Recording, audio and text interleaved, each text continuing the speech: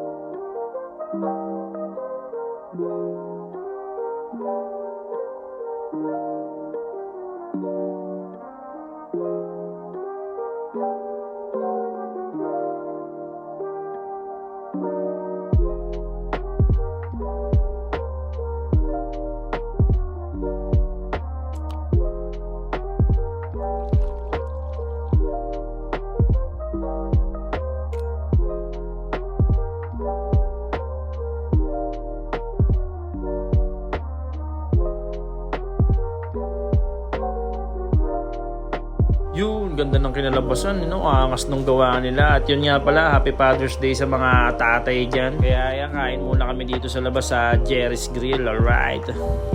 Yun, so makalipas ang alas 3 ng hapon, so sinundo ko sila. Tapos sinakay natin yung mga gamit syempre. So yan, nakauwi na sila, binaba ko sila dito sa Dasmabayan. Dito na lang daw sila at pauwi na tayo mga peace. Yun, mag-alas 7 na at kakain na kami ng hapunan. Yan na ulam namin. O kaninang kinain namin doon sa Jerry's Grill, tinake-out na namin. So hindi na kami talaga ganun kalakas kumain. Kaya talagang alam namin may matitira dyan.